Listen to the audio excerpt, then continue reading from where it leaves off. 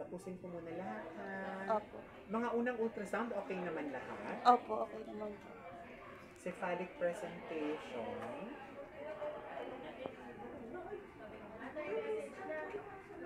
BPD. 9.17, 37 and 2. HC. 32.54, 36 and 6. OFD 11.30, CI 71%.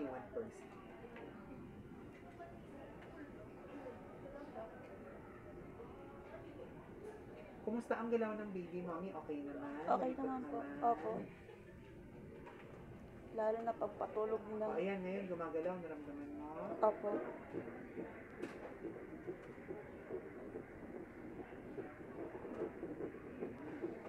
Heartbeat ni baby, ha? Heartbeat 145. So yung 145 po na heartbeat, normal. Opo. AC 'Kilubot na sa taba. Ano na tayo? Ito kasi yung waist niya, yung abdominal circumference. Ito ang waist niya. Hindi kaya magsiyos ako niyan. Tingnan niyo.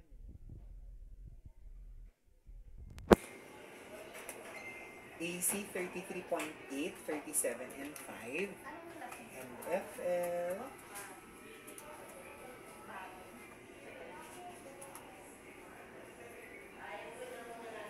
7.19, 36 and 6. EFE 0.53.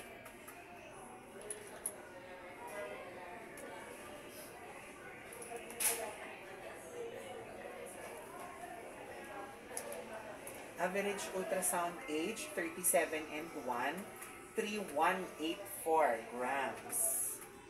Ilang weeks na si Mami? 36. O, above na tayo. Above the 90th percentile. ng ilang grams. So, based po, Mami, sa due date na binigay ninyo, nasa 36 and 1 ka ngayon. Opo. Yung mga measurements natin, 1 week ang difference, 37 and 1. No? Opo. Tapos, ang timbang ni baby based on that, 3.1 to 3.2 kilos. For 36 weeks, ang normal natin hanggang 3,150. So, sobra ng konti si baby doon sa normal range. Medyo malaki siya ng konti. Opo. Ha? Ilalagay ho yan namin dito sa result para mabantayan ho Sige doon po. sa hospital ng Maynila. Ha? Opo. Pero sa BPS natin, ang BPS natin kasi is breathing, movement, tone, and yung water. Sige. Susukatin ko yung water mamaya. Pero sa movement, ayan, kitang-kita naman, no? Opo. Nakailang galaw naman si baby habang nag-ultrasound tayo. Mamaya, check natin ulit. Mag-water lang tayo. Ha? Alam mo na kung girl or boy? Alam na po. Anong sabi sa'yo? Boy po. Baby Nagpakita boy ka din. agad eh. Walang nagbago. AFI. Ako, mami, mukhang madami din ang water mo. Gano'ng kataas ang sugar mo? 126 ata po yun. Fasting yun? Opo, dito din po ako nung napano. Okay. Kain ko ng kain? Yes po. AFI, quadrant 1 pa lang. 10.07 na agad. Quadrant 2, 4.87. Quadrant 3, 5.20. Quadrant 4, 6.27. Total 26.41. Polyhydramnios. Ang normal natin sa water hanggang 25 lang. Yung sa'yo nasa 26. No? So, dagdagin kaya bakit medyo nakikita talaga yun sa mga mommy sa tumataas ang blood sugar. Ha? Opo. Tingnan ko lang si baby. O, ayan. Ay, taba ching-ching, mommy. Tingnan mo yung ano niya, oh. Yung pisngi, oh. Ayan, oh, oh. Ilong, pisngi, labi. Kulot din ang buhok. Parehas Ayan kami yung side kulot view, eh. oh. Oh. Ayun yung pisngi niya. Oo, tingnan mo. Ayan o, pisngi yan. Chubby cheeks. Oh, ayan. Parehas kami kulot ng tatay niya eh. Joke lang yung kulot na buhok, mami. Ha? Pero hindi, pag ano kasi, niloloko ko rin yung tatay niya. Sabi ko, pag straight ang buhok, di siya yung tatay.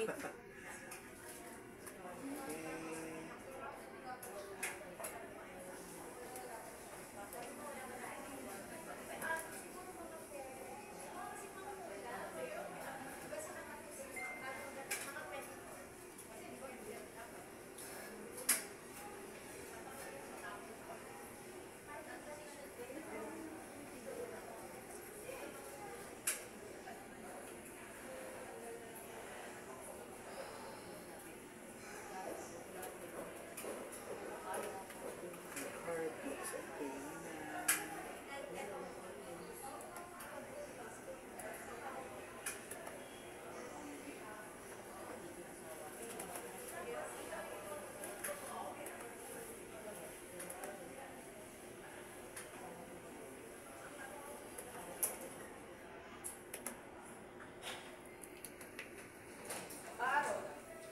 Stomach liver. Urinary bladder.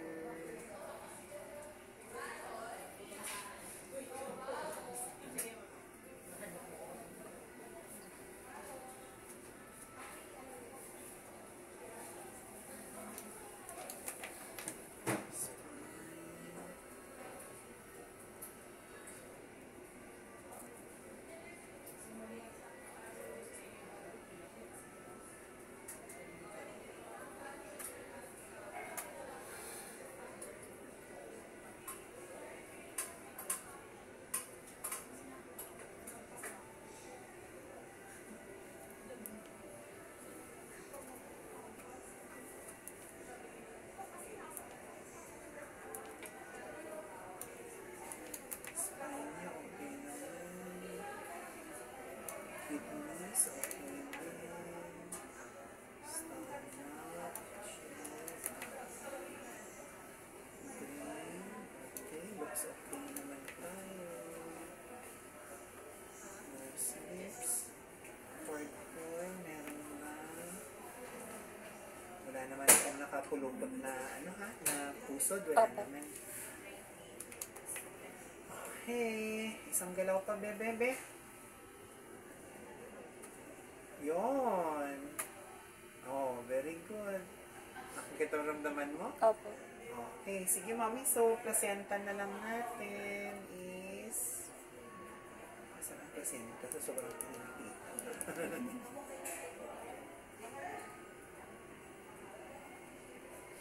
Posterior highline grade. Ito pala, posterofundal pala. Sorry, mami. Okay lang po.